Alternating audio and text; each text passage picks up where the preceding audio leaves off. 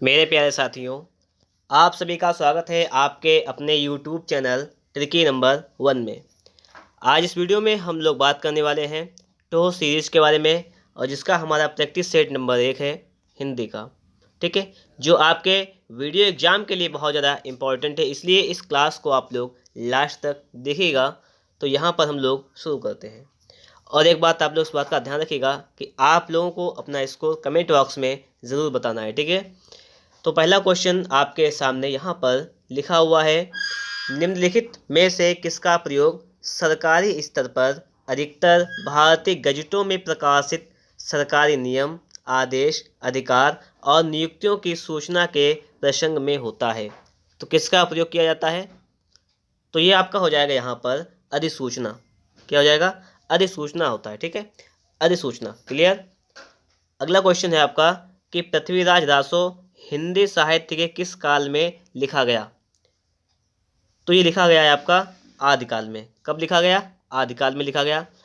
अगर आपसे क्वेश्चन किया जाए कि इसके रचनाकार कौन है, तो इसके रचनाकार हो जाएंगे चंद बरदाई। कौन हो जाएंगे? चंद बरदाई इसके रचनाकार हो जाएंगे। क्लियर बात। चलिए अगला क्वेश्चन देखते हैं। क्वेश्चन नंबर 3 आपके सामने है, गौ शब्द का वचन लिखिए। गौ शब्द का वचन क्या हो जाएगा? ये हो जाएगा, ये क्या होता है? गौ शब्द जो होता है वो एक वचन होता है। क्या होता है? एक वचन। और इसका अगर बहुवचन की हम लोग बात करें तो इसका हो जाएगा गौएं। क्या हो जाएगा? गौएं। क्लियर। आप जानते हैं कि जो आपका वीडियो का एग्जाम होगा उसमें क्या हो जाएगा, आपका 50 हिंदी के क्वेश्चन आएंगे, 50 आपके जीके के क्वेश्चन आएंगे और 50 आपके रीजनिंग के क्वेश्चन आएंगे। आप जानते हैं आपका टोटल जो पेपर हो जाएगा वो 150 क्वेश्चन आएंगे। उसमें एक क्वेश्चन आपका 2 नंबर का होगा, तो टोटल आपका 300 मार्क्स का हो जाएगा। ठीक है, और एक क्वेश्चन गलत करने पर आपका 1 नंबर कटेगा, मतलब 1/2 की यहाँ पर नेगेटिव मार्किंग भी है। तो इस बात का हमें ध्यान रखकर पेपर को सॉल्व करना है। तीसरा क्वेश्चन, अगला क्वेश्चन है आपका, हिंदी वर्णमाला में व्यंजनों की संख्या क्या है? व्यंजन कितने हैं आपसे पूछा गया है। तो हिंदी वर्णमाला में 33 व्यंजन हैं। अगर व्यंजन की बात करें तो आपसे अगर पूछ लिया जाए कि स्पर्श व्यंजन कितने हैं, स्पर्श व्यंजन कितने, तो आप क्या बताएंगे? स्पर्श व्यंजन 25 हैं। अगर आपसे पूछ लिया जाए कि अंतःस्थ व्यंजन कितने हैं, अगर आपसे पूछ लिया जाए कि अंतःस्थ व्यंजन कितने हैं, तो अंतःस्थ व्यंजन कितने हैं? 4 हैं। कौन कौन से हैं ये पूछ लिया जाए तो क्या बताएंगे? या आपको ऑप्शन दे दिया जाए, ये हो जाएगा या, रा, ला, वा, ये अंतःस्थ व्यंजन हो जाएंगे। क्लियर। अगर आपसे पूछा जाए ऊष्म व्यंजन कौन कौन से हैं, ऊष्म व्यंजन कौन कौन से, तो तीनों शाह हो जाएंगे आपके, शाह, शाह और सा और हा, ये हो जाएंगे आपके ऊष्म व्यंजन। क्लियर। आगे देखेंगे अगला, निम्नलिखित में से एक शब्द अशुद्ध है। एक अशुद्ध शब्द कौन सा है? दैहिक, सही लिखा हुआ है। नौकरी, नौकरी में डबल पाई लग जाएगी आपकी। क्या हो जाएगा? नौकरी के लिए ऐसे हो जाएगा ना, डबल पाई जाएगी, नौकरी। ठीक है, ऐसा लिखा जाएगा आपका। तो ये आपका गलत लिखा हुआ है। यही पूछा गया कि अशुद्ध कौन सा है, तो अशुद्ध नौकरी लिखा हुआ है, पौरुष सही लिखा हुआ है, पौरुष सही लिखा हुआ है। क्लियर। अगला क्वेश्चन, कौन सी वर्तनी ठीक है, मतलब सही लिखा हुआ है। रचयिता कैसे लिखा जाएगा? ये आपका लिखा हुआ है ऑप्शन नंबर सी में, रचयिता, ये होता है सही। अगला क्वेश्चन देखेंगे, गायक का संधि विच्छेद है। गायक का संधि विच्छेद क्या हो जाएगा आपका? गाय प्लस अक, गायक। अगर आपसे पूछ लिया जाए कि गायक में कौन सी संधि है, तो इसमें अयादि स्वर संधि है। कौन सी? अयादि। अयाद आते किसके अंतर्गत है? ये स्वर संधि के अंतर्गत आती है। ठीक है, तो इसमें अयादि स्वर संधि हो जाएगी। अगला आपका है कि नाविक का सही संधि विच्छेद है। नाविक, तो नाविक का क्या हो जाएगा? तो नाविक का हो जाएगा 9 + 1। क्या हो जाएगा? 9 + 1। अगर आपसे पूछ लिया जाए इसमें कौन सी संधि है, तो इसमें भी आपकी अयादि स्वर संधि हो जाएगी। चलिए अगला क्वेश्चन देखते हैं, आमरण में कौन सा समास है? आमरण में कौन सा समास है? तो इसमें देखिए आ लगा हुआ है, स्टार्टिंग में लगा हुआ है, मतलब मरण तक, तो इसमें हो जाएगा आपका अव्ययभाव समास। कौन सा शब्द कर्मधारय समास नहीं है? कौन सा शब्द जो है कर्मधारय समास नहीं है? नीलगाय, प्रिय सखा, कृताकृत, विद्याभ्यास। तो ये विद्याभ्यास जो है वो आपका कर्मधारय समास नहीं है। ये कौन सा समास है? ये आपका तत्पुरुष समास है। कौन सा समास है आपका? ये आपका तत्पुरुष समास हो जाएगा। ठीक है। अगला देखेंगे कि उपसर्ग वह शब्दांश है जो किसी शब्द के बाद में जुड़ता है, किसी शब्द के मध्य में जुड़ता है, किसी शब्द के आगे जुड़ता है, या शब्द में कहीं भी जुड़ सकता है। तो आप जानते हैं उपसर्ग क्या होता है, जो किसी शब्द के आगे जुड़ता है, स्टार्टिंग में जुड़ता है, उसे क्या कहते हैं, उसे हम लोग उपसर्ग कहते हैं। क्लियर हुई बात? इतनी बात यहाँ तक समझ में आई आप लोगों को? चलिए आगे देखते हैं। अगला क्वेश्चन आपका है कि अलंकार में किस उपसर्ग का प्रयोग है? अलंकार में तो इसमें लगा हुआ है अलम। क्या लगा हुआ है? अलम। प्रत्यय होता है। प्रत्यय क्या होता है आपसे अगर पूछा है? प्रत्यय होता है, ठीक है। प्रत्यय क्या होता है, चलिए बताइएगा। प्रत्यय भी एक शब्दांश होता है और आपको पता है ये शब्द में बिल्कुल पीछे जुड़ा होता है, ठीक है। तो प्रत्यय होता है, उपसर्ग पहले जुड़ा होता है सबसे आगे। अगला है आपका कि निम्नलिखित विकल्पों में से तत्सम शब्द का चयन कीजिए। तत्सम शब्द का हमें यहाँ पर चयन करना है। तो आपका तत्सम क्या हो जाएगा? तत्सम हो जाएगा अंश। क्या हो जाएगा? अंश हो जाएगा आपका तत्सम। और अंश का तत्सम क्या होता है? ये होता है अंश। ये लिखा हुआ है जो अंश, ये इसका तद्भव लिखा हुआ है, ठीक है। अगला है आपका कि ऐसे शब्द जो संस्कृत और प्राकृत से विकृत होकर हिंदी में आए हैं उन्हें क्या कहते हैं? ऐसे शब्द जो संस्कृत और प्राकृत से विकृत होकर हिंदी में आए हैं उन्हें क्या कहते हैं? तो उन्हें क्या कहते हैं? उन्हें कहते हैं तद्भव। क्या कहते हैं? उन्हें तद्भव कहते हैं। और देशज क्या होता है? जो शब्द देश के ही है उन्हें देशज शब्द कहते हैं। विदेशी क्या है? जो दूसरे देशों से आए हैं, विदेशी शब्द हो जाएंगे। और तत्सम क्या होता है? जो संस्कृत के समान ही शब्द है, मतलब जो संस्कृत से सीधे प्रयोग किए जाते हैं, ठीक है, उनको चेंज नहीं किया जाता है, वो आपके तत्सम हो जाएंगे। क्लियर हुई बात यहाँ तक? अगला लिखा हुआ है निम्नलिखित में से गेहूं शब्द का तत्सम कौन सा है? गेहूं का क्या हो जाएगा? गोधूम, ठीक है। गेहूं का तत्सम क्या हो जाएगा? गोधूम। यहाँ पे देखिए ग्रंथ लिखा हुआ है, ग्रंथ का क्या हो जाएगा आपका? ग्रंथ क्या हो जाएगा आपका? ये देखिए तत्सम लिखा हुआ है ग्रंथ, तो ग्रंथ का तत्सम का हो जाएगा तद्भव। ग्रंथ का होता है गांठ होता है, ठीक है। क्या हो जाएगा? गांठ, इसका गांठ हो जाएगा। गो का क्या हो जाएगा? गो होता है गाय के लिए प्रयोग किया जाता है, गाय, ठीक है। गिद्ध क्या है? अगर गिद्ध की बात करें तो होता है गीध।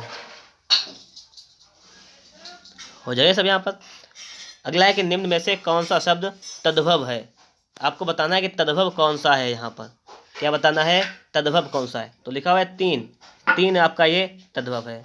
तो आप कहेंगे इसका तत्सम क्या हो जाएगा? इसका तत्सम हो जाएगा त्रीण। क्या हो जाएगा? इसका तत्सम हो जाएगा आपका त्रीण हो जाएगा इसका तत्सम। बात क्लियर? नग्न लिखा हुआ है, नग्न का तद्भव क्या हो जाएगा? इसका तद्भव पूछा है तो हो जाएगा नंगा। भ्रमर क्या क्या हो जाएगा आपका? भौंरा। क्या हो जाएगा? भौंरा हो जाएगा। चलिए आगे देखते हैं।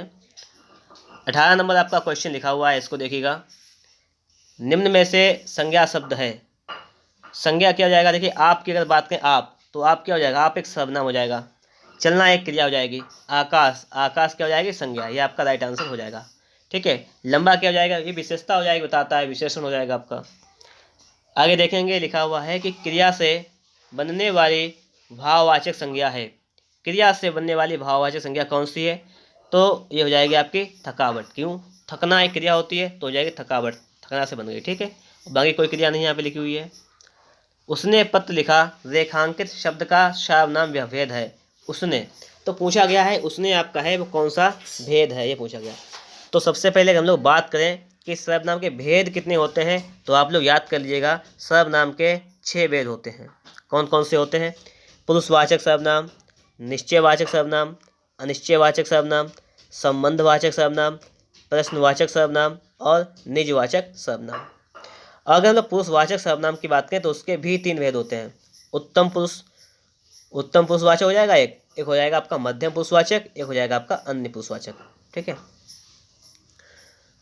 तो यहाँ पर जो हो जाएगा आपका उसने, तो उसने आपका आ जाएगा ये पुरुषवाचक सर्वनाम में, ठीक है।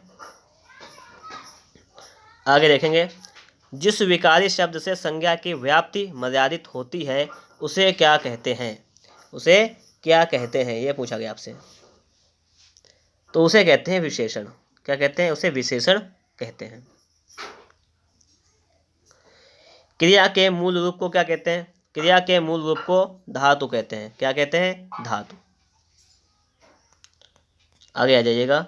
जिन शब्दों में लिंग, वचन, कारक आदि के कारण कोई परिवर्तन नहीं होता है, जिन शब्दों में लिंग वचन कारक इसके कारण अगर कोई परिवर्तन नहीं होता है तो उन्हें क्या कहते हैं? तो वे शब्द कहलाते हैं अव्यय। क्या कहलाते हैं? अव्यय कहलाते हैं। क्लियर?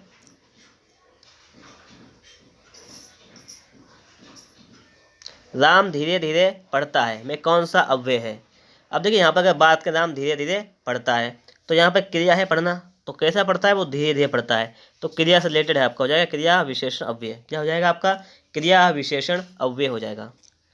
इसमें अरण्य शब्द का पर्यायवाची शब्द है अरण्य। अरण्य का पर्यायवाची क्या होता है? जंगल।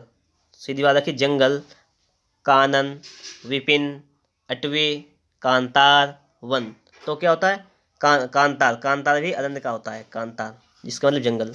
ठीक है। अगर आपसे पूछा जाए आभारी, आभारी के क्या हो जाएंगे पर्यायवाची? तो उसका सुन लीजिएगा एक बार, जैसे अनुग्रहित, एहसानमंद, कृतज्ञ। ठीक है, ये आपके हो जाएंगे क्या नाम? आभारी के। अगर कुलीन की बात की जाए तो कुलीन मतलब होता है श्रेष्ठ, उच्च। ठीक है, पूज्य, विशिष्ट, ये कुलीन के हो जाएंगे।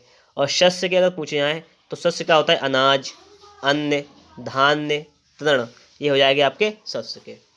बात क्लियर? आगे देखेंगे अगला क्वेश्चन। कमल का पर्यायवाची निम्नलिखित में से कौन सा है? कमल का पर्यायवाची कौन सा है, आपसे यहाँ पर पूछा गया है। तो कमल का पर्यायवाची आपका कौन सा हो जाएगा, बताना है। तरंगनी, तराग, मृगांक, सरोज। तो कमल का आपका हो जाएगा सरोज। क्या हो जाएगा? सरोज हो जाएगा। क्लियर?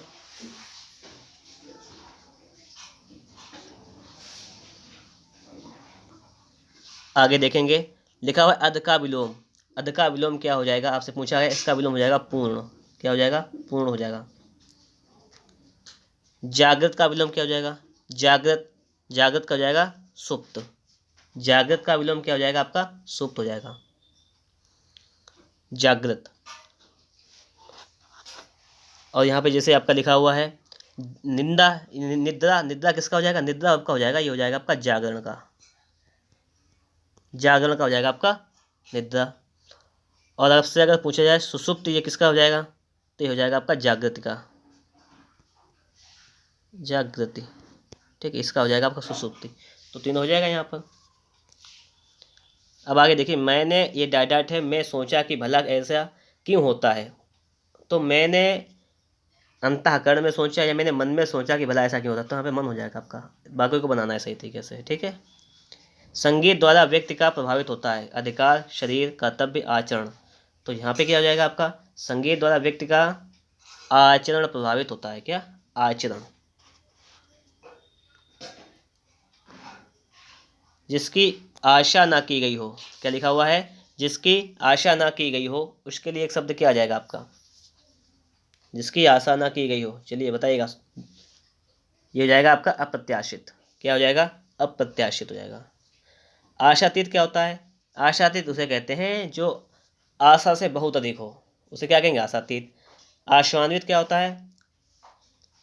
आशान्वित होता है आशा से बंधा हुआ। प्रत्याशा क्या होता है? की गई आशा, जिससे कोई आशा की जाए, की गई आशा को कहते हैं प्रत्याशा। जिसके हाथ में चक्र है, जिसके हाथ में चक्र है उसे क्या कहेंगे? चक्रपाणी। क्या कहेंगे? चक्रपाणी। और चक्रपाणी किसे कहते हैं? विष्णु को। अगला देखिए, मुहावरे आ गए आपके सामने। अक्ल पर पत्थर पड़ना। अक्ल पर पत्थर पड़ना, इसका मतलब क्या हो जाएगा? बुद्धि भ्रष्ट होना। गोद में लड़का शहर भर में ढिंढोरा, इसका मतलब क्या हो जाएगा? कि पास में वस्तु रहते हुए भी चारों ओर खोजना, ये हो जाएगा इसका। अकेला चना भार नहीं फोड़ता। अकेला चना भार नहीं फोड़ता, तो इसका क्या हो जाएगा? कि अकेला व्यक्ति शक्तिशाली नहीं होता।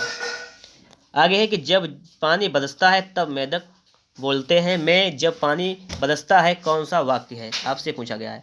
तो जब पानी बरसता है तब मेढक बोलते हैं, ये आपके सामने यहाँ पर लिखा हुआ है। तो जब पानी बरसता है तब मेढक बोलते हैं, पूछा गया है जब पानी बरसता है, तो आपको बताना है इसका राइट आंसर क्या हो जाएगा? जब पानी बरसता है। जब, जब, ज्यों का यहाँ यद्यपि ये शब्द प्रयोग होते हैं तो समझ लीजिएगा क्रिया विशेषण उपवाक्य है वो। कौन कौन से शब्द आपके हैं? जब, ज्यों, जहाँ, यद्यपि। ठीक है, तो आपका ही हो जाएगा क्रिया विशेषण उपवाक्य। चलिए आगे देखते हैं हम लोग। 37 नंबर आपके सामने क्वेश्चन लिखा हुआ है। निम्नलिखित में से मिश्र वाक्य का चयन कीजिए। प्रातः काल होने पर चिड़िया चहचहाने लगती हैं। सुबह पहली बस पकड़कर शाम तक लौट आओ। जो विद्यार्थी परिश्रमी वह अवश्य सफल होगा। राजकुमार ने कई भाई को मार डाला और स्वयं राजा बन गया। देखिए यहाँ पर अगर बात करें तो अगर यहाँ पर बात करें हम लोग कि मिश्र वाक्य का चयन करना है तो हो जाएगा कि जो विद्यार्थी परिश्रमी है वह सफल होगा। तो ये आपका हो जाएगा मिश्र वाक्य। अच्छा, अगला वाक्य लिखा हुआ है, हम ये वाक्य में बात करें कि राजकुमार ने भाई को मार डाला और स्वयं राजा बन गया। ये संयुक्त वाक्य हो जाएगा आपका, और से लगा हुआ है तो आपका हो जाएगा संयुक्त वाक्य। ठीक है, अगला है आपका कि मैंने विद्यालय जाना है। मैं कौन सा वाक्य का कौन सा अंश जो है वो अशुद्ध है। मैंने विद्यालय जाना है तो मैंने नहीं होगा, यहाँ पे क्या हो जाएगा, मैंने गलत है यहाँ पे लिखा हुआ है, मुझे विद्यालय जाना है हो जाएगा। वाच्य कितने प्रकार के होते हैं, तो वाच्य 3 प्रकार के होते हैं। एक होता है कर्तवाच्य, कर्मवाच्य और भाववाच्य। निम्नलिखित में से कर्ता कारक का परसक कौन सा है। कर्ता ने, क्या हो जाएगा, ने, और को किसके लिए आता है, कर्म को, ठीक है, कर्ण से द्वारा, संप्रदान के लिए, अपादान से अलग होने में, ये सब आते हैं। ठीक है, आपको याद होनी चाहिए। आगे देखिएगा आप लोग, यहाँ पर अगला लिखा हुआ है कि हरिमोहन अपनी बहन को पुस्तक देता है। हरिमोहन अपनी बहन को पुस्तक देता है। इसे पूछा गया है आपसे कि वाक्य में रेखांकित पद में कारक, आपसे कारक यहाँ पर पूछा गया हो जाएगा। तो आपका कारक यहाँ पर क्या हो जाएगा, आपसे यहाँ पर ये पूछा गया है, तो कारक आपका हो जाएगा संप्रदान कारक। अपवाद को छोड़कर वर्णमाला के अक्षरों के नाम किस लिंग के होते हैं, ये बताना है। तो ये पुल्लिंग के होते हैं। कुछ अपवाद है उसको अगर छोड़ दिया जाए, ठीक है, तब, जैसे अपवाद आपका ये आपका ई हो जाएगा, ये ई हो जाएगा, रिद हो जाएगा, ठीक है, ये सब जो होते हैं वो स्त्रीलिंग में प्रयोग किए जाते हैं। लेकिन अपवाद है इस बात पर तो ज़्यादातर पुल्लिंग में। पूछा गया है कि निम्नलिखित में से स्त्रीलिंग शब्द है, स्त्रीलिंग शब्द कौन सा है, आपसे पूछा गया है। तो ये लिखा हुआ है आपका शराब। क्या लिखा हुआ है, शराब जो लिखा हुआ है ये आपका स्त्रीलिंग शब्द है, शराब। ये किस भाषा का है, तो ये अरबी भाषा का है। भाषा याद रख लीजिएगा इसकी, ये अरबी भाषा का है। ठीक है, इसमें और ऑप्शन लिखे हुए हैं, लिखा हुआ है जवाब, जवाब लिखा हुआ है। तो ये किस भाषा का है, तो ये फारसी भाषा का है, ये फारसी भाषा का है, पुल्लिंग। गुलाब लिखा हुआ है तो ये अरबी भाषा का है, पुल्लिंग। हिसाब ये भी अरबी भाषा का है, ये पुल्लिंग है। ठीक है, आगे है कि क्रिया के उस रूपांतर को क्या कहते हैं जिससे उसके कार्य व्यापार के समय और उसकी पूर्ण या अथवा अपूर्ण अवस्था का बोध हो। इसे क्या कहते हैं, आपसे ये पूछा गया है। तो इसे कहते हैं काल। ठीक है, काल कहते हैं। काल कितने प्रकार के होते हैं पता है आपको, 3 प्रकार के, वर्तमान काल, भूतकाल, भविष्य काल। आगे देखेंगे हम लोग, यहाँ पर आगे लिखा हुआ है कि राधा बहुत ही सुंदर लड़की है, में कौन सा विशेषण है, में कौन सा विशेषण है। तो यहाँ पर हो जाएगा गुणवाचक विशेषण। ठीक, उसकी विशेषता बताई गई है यहाँ पर। देखिए अगला देखिए आप लोग यहाँ पर, अधोलिखित में वर्तनी की दृष्टि से एक शब्द अशुद्ध है। अशुद्ध कौन सा है, अंतर्धान सही लिखा हुआ है, अनुग्रहित सही लिखा हुआ है, अधीन सही है, आध्यात्म गलत लिखा हुआ है। ये क्या हो जाएगा, ये होता है आपका अध्यात्म। क्या होता है, अध्यात्म होता है। ठीक है, क्लियर। अगला देखेंगे क्वेश्चन हम लोग, यहाँ पर लिखा हुआ है कि कन्नड़ का संबंध किस भाषा परिवार से है। कन्नड़ का संबंध किस भाषा परिवार से आपसे पूछा गया है। तो ये है द्रविड़ भाषा परिवार से इसका संबंध है। ठीक है,